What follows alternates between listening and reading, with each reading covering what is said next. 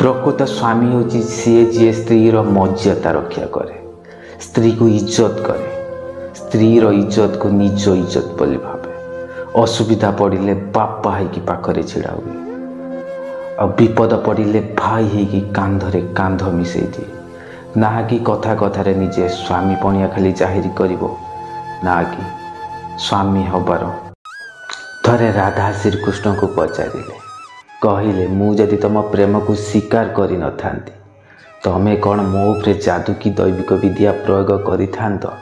श्रीकृष्ण हसिकी कहले कि छलना और बल मु तो तुमको निजर कर पारि किंतु केबे तुमको मो स्त्री कर पारि न था।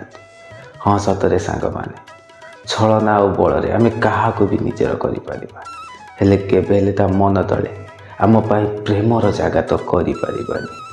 मोर ए दुनियार सबू बापा माँ मान को अनुरोध आपण झील को गोटे पैसा थी पुओ देखी बाहा दिंतु ना कहीं जहाँ पाखे आज पैसा अच्छी काली न जहाँ पाखे आज पैसा ना हुए तो काली से बहुत सारा पैसा रोजगार कर।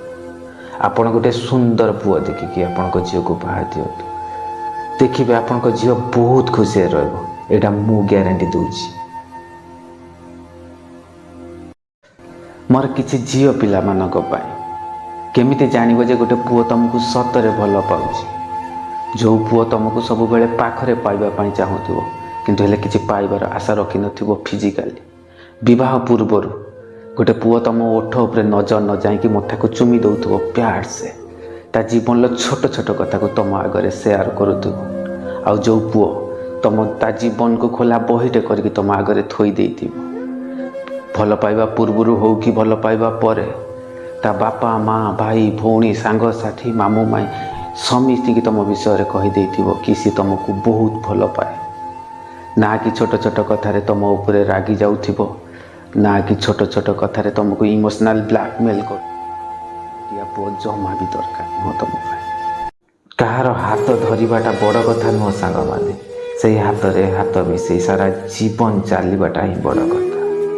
का आखिरे आखि मिसेबाटा बड़ कथा नुह सांग से आखि तलर थिबा अकुआ कथा को बुझीबाटा बड़ कथा। क्या प्रेम करिबाटा बड़ कथा नुह सांग से प्रेम को सारा जीवन छाती तले चापी रखिबाटा ही बड़ कथा।